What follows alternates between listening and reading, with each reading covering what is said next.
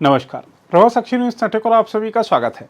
दिल्ली की मुख्यमंत्री रेखा गुप्ता ने आज अपनी सरकार के 100 दिन पूरे होने के अवसर पर पूर्ववर्ती आम आदमी पार्टी सरकार पर आम नागरिकों की उपेक्षा का आरोप लगाते हुए कहा कि बीजेपी की मौजूदा सरकार ईमानदार शासन, जन कल्याण और संरचनात्मक सुधारों पर आधारित है। रेखा गुप्ता ने जवाहरलाल नेहरू स्टेडियम में एक सार्वजनिक कार्यक्रम में इस बात पर जोर दिया कि उनके प्रशासन ने झूठे वादे करने के बजाय नीति निर्माण पर ध्यान केंद्रित किया है। उन्होंने कहा, मेरी सरकार ने 100 दिन दिल्ली की बेहतरी के लिए नीतियां बनाने और काम करने में बिताए हैं। फिल्म अभिनेता अनुपम खेर के साथ एक संवाद सत्र में प्रश्नों के उत्तर में मुख्यमंत्री रेखा गुप्ता ने कहा, हम झूठे वादे नहीं कर सकते। हम यमुना की सफाई और कूड़े के ढेरों को हटाने जैसे मुद्दों को हल करने के लिए ईमानदारी से काम कर रहे हैं। पहला डिफरेंस तो आपने आज ही दिखा दिया कि बात की शुरुआत में आपने कहा कि ऑपरेशन सिंदूर की बात करते हैं। अच्छा लगा इस बार सरकार ने सबूत नहीं मांगा। बहुत अच्छा लगा, बहुत अच्छा लगा। पिछली बार सरकार ने सबूत मांगे थे, वाकई ऐसा हुआ था। मुझे सच में ये सोच के अफसोस होता है कि इस कुर्सी पे मुझसे पहले वो लोग बैठे जो देश की सेनाओं पे प्रश्न चिन्ह लगाते थे, जो देश के दुश्मनों के साथ हाथ मिलाते थे और जिसमें ना मातृभूमि के प्रति निष्ठा रही और ना ही देश के प्रति प्यार। और ये जो ऑपरेशन सिंदूर हुआ, अनुपम जी, मैं एक महिला हूं, मैं विशेष रूप से ये कह सकती हूं देश की उस आधी आबादी की ओर से कि इस ऑपरेशन सिंदूर ने पूरे देश की बहनों का सम्मान बढ़ाया।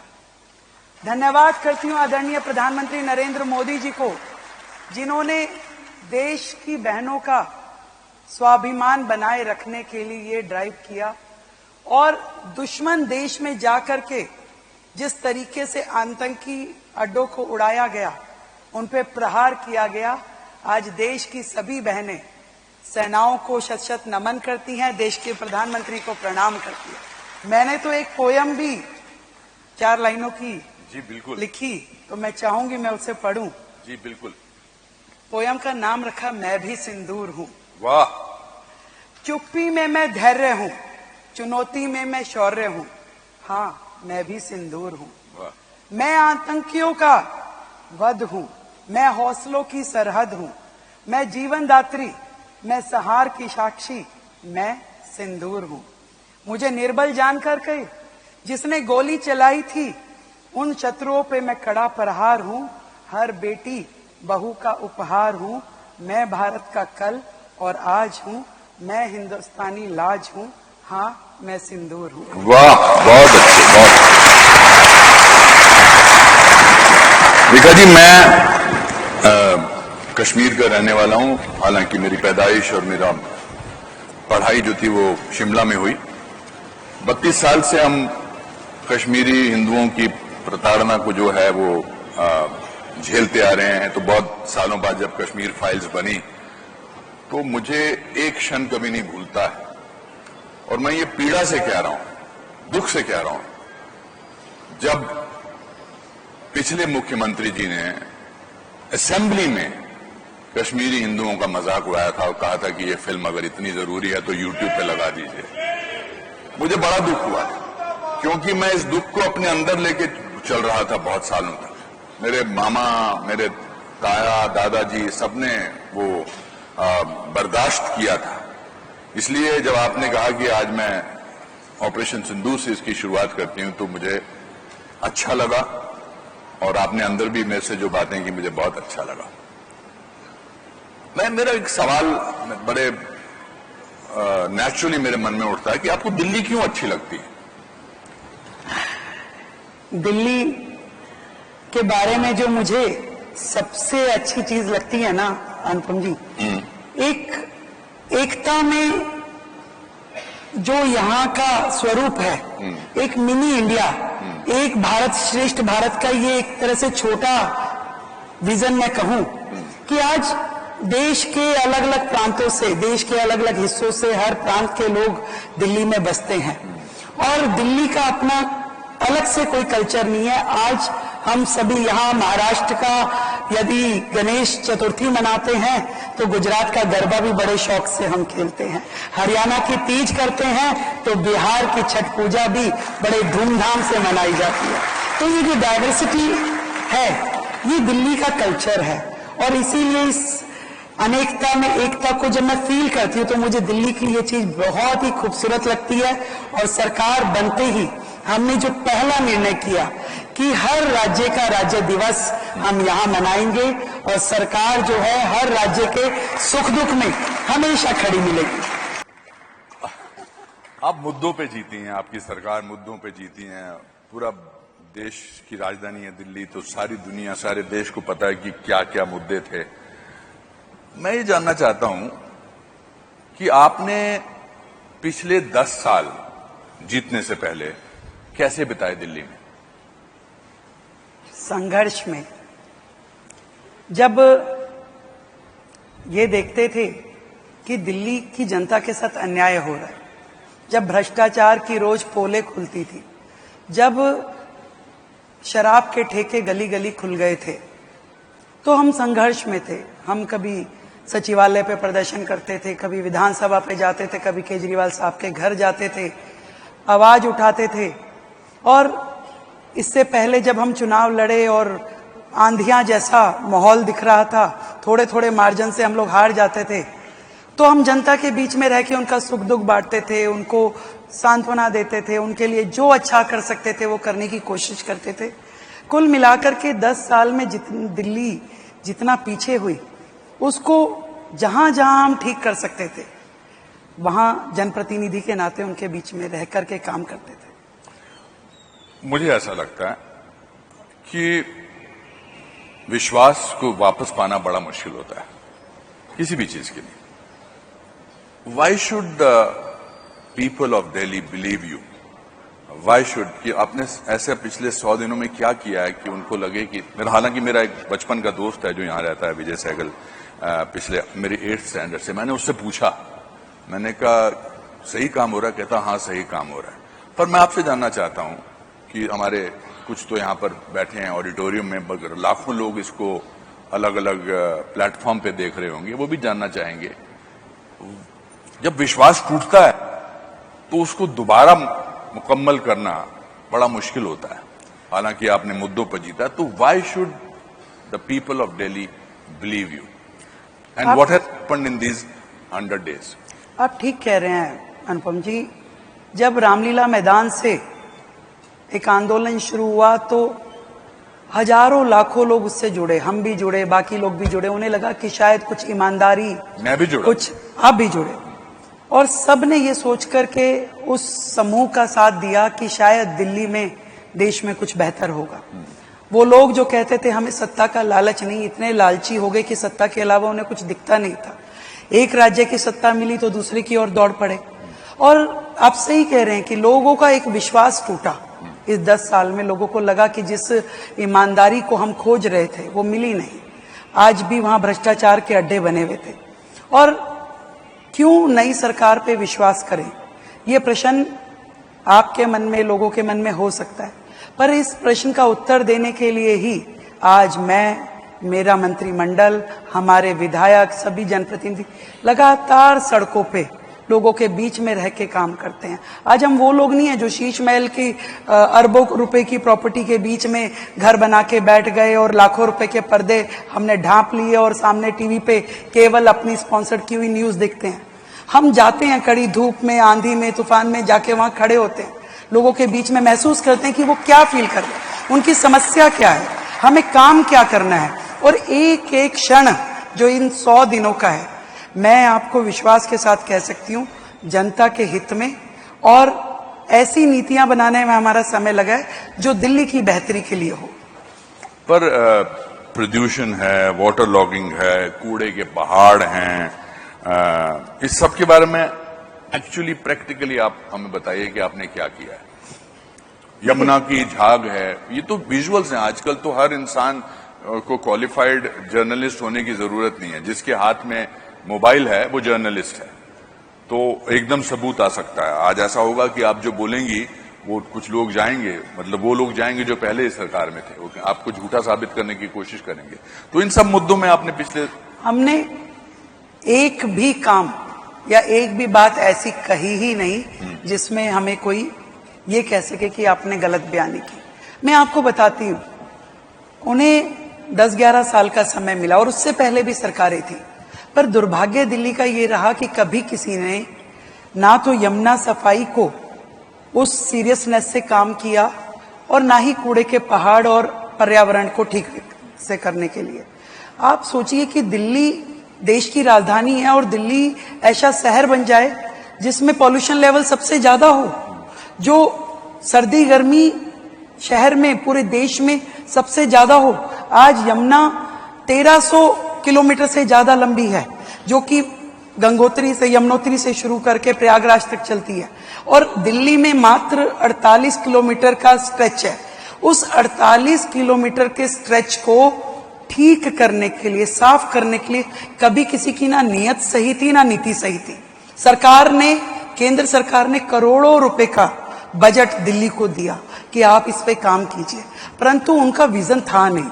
आज यमुना जी क्या है? यमुना जी में आज दिल्ली के सैकड़ों नाले, जो कि सीवेज है घरों की, जो सिल्ट है, जो गंदा पानी है, वो नालों के माध्यम से जाके यमुना जी में गिरता है।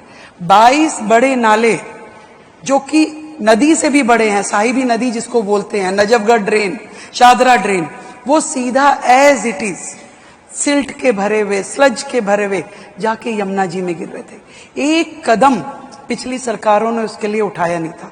और मैं ये बताना चाहती हूं कि 100 दिन के अपने छोटे से कार्यकाल में पहले हमने विषय को समझा, इस प्रॉब्लम को समझा, इसके समयबद्ध किस तरीके से हमें इस पे काम करना है। हमने उसके लिए जो वर्तमान में जितने नाले हैं, किन किन नालों को टैप करने की जरूरत है, किन किन नालों पे एसटीपी अभी बने हुए हैं, सीवेज ट्रीटमेंट प्लांट, वो काम कर रहे हैं कि नहीं कर रहे, उसको रिवाइव करना, उसको रीजनरेट करना। जहां जहां सीवेज प्लांट नहीं थे वहां नए डिसेंट्रलाइज एसटीपी बनाना, मतलब 40 नए डिसेंट्रलाइज एसटीपी हमने इस मात्र 100 दिन के कार्यकाल में 4000 रुपए की लागत से उसके काम को मंजूरी दी। और उस काम के शुरू, आप कहीं शुरू नहीं करोगे तो खत्म कैसे होगा? आज लोग मुझे पूछते हैं यमुना जी कब तक साफ हो जाएगी? मैं कोई टाइमलाइन नहीं देती। मैं ये जानती हूं कि हम जो काम कर रहे हैं ईमानदारी से, जो काम होना चाहिए, जो उसका वे आउट है, उसे कर रहे हैं। आज जो वर्तमान एसटीपी है उसको, उसका जीर्णोद्धार करना, उसको रिवाइव करना।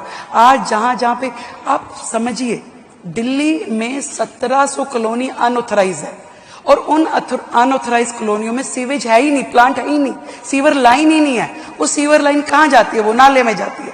वो नाला कहां जाता है? वो यमुना जी में गिरता है। तो उन 1700 कॉलोनियों में सीवेज प्लांट लगे, उन 1700 कॉलोनियों में सीवर लाइन डले, इसका काम पहली बार यदि कोई सरकार कर रही है तो वो आज हमारी सरकार है। जो नालों को टैप करने का काम है, जो सॉलिड वेस्ट उठाने का है, पहली बार दिल्ली में नालों की जो डीसिल्टिंग हुई, मैं आपको फिगर बताऊं तो आप हैरान रह जाएंगे। 20 लाख मीट्रिक टन सिल्ट हमने इन बड़े नालों में से निकाली है, जो यमुना जी में गिरने के हमने बचाई। एक एक नाला, आप दिल्ली में कोई भी दिल्ली का निवासी जाके सड़कों पे घूम के देख सकता है कहां कहां पे हमने मशीनें लगा के काम चल रहा है। पहली बार वो सीरियसनेस आई है। आप कूड़े के पहाड़ की बात कर रहे हैं, मैं बताना चाहूंगी, अभी तक दिल्ली में 3 कूड़े के पहाड़ थे जिसके बारे में पिछली सरकारों ने बड़े बड़े दावे किए कि हम हटा देंगे, 1 साल 6 महीने, 1 इंच भी नहीं हटा पा रहे थे।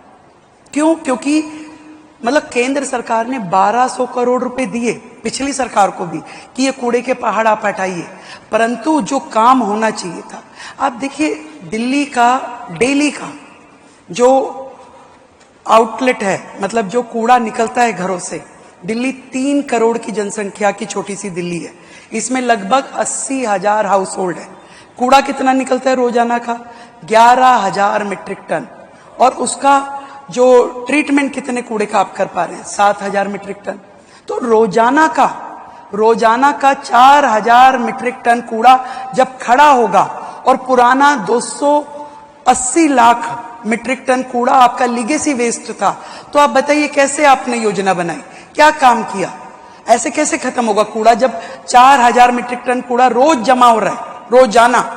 तो हमने आने के बाद ना केवल उसकी स्पीड बढ़ाई, जो कूड़ा रोज 7500 मीट्रिक टन हट रहा था, बायोमाइनिंग उसकी हो रही थी, उसे हमने 18000 मीट्रिक टन किया, 18000 डेली। उसके बाद वेस्ट टू एनर्जी प्लांट, जहां उस कूड़े को अब निष्पादन कर सके, ऐसे 4 वेस्ट टू एनर्जी प्लांट्स पे काम शुरू हुआ और लगातार उस पे कार्रवाई चल रही है, क्योंकि जब तक आप अपनी कैपेसिटी नहीं बढ़ाएंगे वेस्ट डिस्पोजल की, तब तक वो कूड़ा खत्म नहीं हो सकता। अब जितने मर्जी झूठे वादे कर लीजिए, मैं नहीं करना चाहती कोई झूठा वादा। मुझे मालूम है कि जब तक ये वेस्ट टू एनर्जी प्लांट, जो हमारे 4 प्लांट हैं, जो नरेला में है, जो बाकी जगह तेखंड में है, उनको हम ऑपरेशनल मोड पे नहीं लाएंगे तो ये लीगेसी वेस्ट खत्म नहीं होगा। और इसके अलावा दिल्ली में रोजाना आप सोचिए कितना ई वेस्ट निकलता है, कितने आपके टूटे मोबाइल, बैटरीज, उनके लिए क्या सोचा था भाई? पहली बार सरकार ने तेखंड में एक नया वेस्ट टू एनर्जी प्लांट, जिसमें आपका दिल्ली का पूरा ई वेस्ट वहां पे चैनलाइज होगा, वो बनाने की योजना करी। तो ये काम है जो दिल्ली को करने हैं, दिल्ली के लिए करने हैं। तो चाहे कूड़े का पहाड़ हो, चाहे पर्यावरण हो, पर्यावरण का भी बता देती। पर्यावरण दिल्ली में आप जब AQI उठा के देख लीजिए, आपको ज्यादा ही मिलेगा। तो दिल्ली, पिछली सरकारें क्या कर रही थी भाई? उन्होंने कहा कि हम ऑड इवन कर रहे हैं, इससे खत्म हो जाएगा। क्या ऑड इवन से पॉल्यूशन खत्म हो रहा है? आप चलाते थे, अगर वाटर स्प्रिंकलर चलाया आपने मात्र 2 महीने सर्दी के, अरे पॉल्यूशन तो 12 महीने का है। आप जनवरी से लेकर दिसंबर तक पॉल्यूशन चलता है। आज गर्मियों में भी पॉल्यूशन लेवल हाई होता है। तो आपकी क्या योजना थी? कोई योजना नहीं थी। पहली बार हमारी सरकार आने के बाद हमने एक विस्तृत योजना के माध्यम से, दिल्ली में 250 वार्ड है, 70 विधानसभा हैं, तो 250 के 250 वार्डों पे 4-4 मशीनें पर वार्ड वाटर स्प्रिंकलर की, जिसमें इंटीग्रेटेड स्मोक गन्स हैं, वो मशीनें हमने ऑर्डर देके मंगवाई है, ताकि 12 महीने वहां काम चले, कभी भी पॉल्यूशन लेवल जो है हाई ना हो। और जितनी दिल्ली में हाई राइज बिल्डिंग है, उन सब पे हमने स्प्रिंकलर्स लगाने की योजना बनाई, ताकि एक ऊंचे लेवल से, वहीं से आपका डस्ट पार्टिकल्स जो है वो नीचे हो। हमने दिल्ली में EV पॉलिसी, यानी कि पब्लिक ट्रांसपोर्ट जो है हमारा पूरा का पूरा इलेक्ट्रिक मोड पे आए। इसके लिए हमने अभी 400 बसें लॉन्च करी, जिसका नाम हमने देवी रखा। देवी यानी दिल्ली इलेक्ट्रिक व्हीकल इंटरकनेक्टर। तो ऐसे पूरा का पूरा पब्लिक ट्रांसपोर्ट जो है वो इलेक्ट्रिक मोड पे है। EV स्कूटीज, EV कार, लोग जो है ग्रीन एनर्जीज के ऊपर जाए। सोलर का बड़ा सिस्टम हमने खड़ा किया, मतलब हर रेजिडेंशियल रूफटॉप पे आपका सोलर हो। सरकारी बिल्डिंग्स को हमने कंप्लीट कर दिया, सब पे सोलर रूफटॉप लगाई है। ज्यादा से ज्यादा दिल्ली को ग्रीन एनर्जी की तरफ चैनलाइज करना पड़ेगा, तभी तो ये एयर पॉल्यूशन हो, आपका जितना पॉल्यूशन दिल्ली में है वो सब खत्म हो पाएगा। तो मैं इतना कह सकती हूं कि सरकार ईमानदारी से काम कर रही है, और एक एक काम जो रिक्वायर्ड है दिल्ली के लिए, योजनाबद्ध तरीके से बेस्ट टेक्नोलॉजी के साथ हम दिल्ली की धरातल पे उनको लेके आ रहे हैं। उधर दिल्ली बीजेपी अध्यक्ष वीरेंद्र सचदेवा और पार्टी के अन्य नेताओं ने कहा है कि दिल्ली में सेवा और सुशासन का राज जनता को भा रहा है। देखिए, ये 100 दिन का जो आज रिपोर्ट कार्ड है, ये बदलती हुई दिल्ली की एक तस्वीर है। हमारी सरकार की प्रतिबद्धता है, विश्वास है कि हम दिल्ली को बदल के दिखाएंगे, और उस दिशा में हम काम कर रहे हैं। उसकी एक तस्वीर आज हमारी मुख्यमंत्री ने दिखाई है। सर, आम आदमी पार्टी 10 पॉइंट गिना रही है, कह रही है 100 दिन में जो वादे किए थे वो नहीं पूरे हुए। मैं उनको स्वास्थ्य लाभ की शुभकामनाएं देता हूं, क्योंकि बीमार लोग हैं, उनको समय लगेगा ठीक होने में। कोई बड़ी खबर भी आने वाले, घोषणाएं भी करने वाले, मैम ने भी कहा कि जल्दी कुछ अच्छी खबर मिलने वाली है। वो सरकार बताएगी। मैंने कहा ना, भारतीय जनता पार्टी की रेखा गुप्ता की दिल्ली की सरकार जनता को समर्पित है और जनता के लिए काम कर रही है। अगर आप भी लेना चाहते हैं देश दुनिया की तमाम जानकारी, तो आज ही सब्सक्राइब करें हमारे चैनल को। साथ ही नीचे दिए बेल आइकन को जरूर दबाएं, ताकि हर अपडेट आप तक पहुंच सके।